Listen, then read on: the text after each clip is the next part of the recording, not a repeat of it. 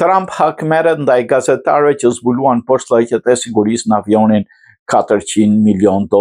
Administrata e presidentit Donald Trump ka ndërmarrë një hap pasakon ndaj medias duke lëshuar urdhra gjyqësore supina për disa gazetarë të New York Times pasi gazeta publikoi një investigim ku ngrishin dyshime se avioni i ri presidencial Air Force One me vlerë $400 milion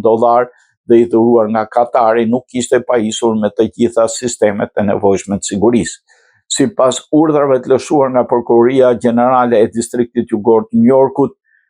gazetarët duhet paraqiten javën e ardhshme për të dëshmuar para një jurie të madhe federale në kuadër të një timi për shkelje të dyshuara mbi një ligj penal federal.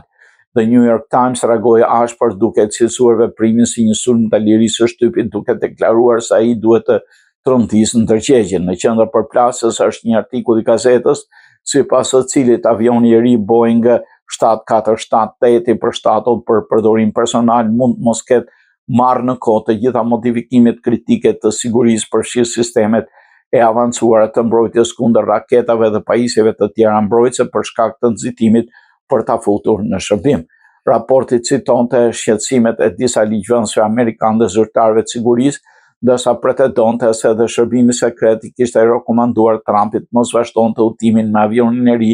gjatë kthimit nga samiti i NATO-s në Ankara. Gjatë vizitës në Turqi, Trump udhëtoi drejt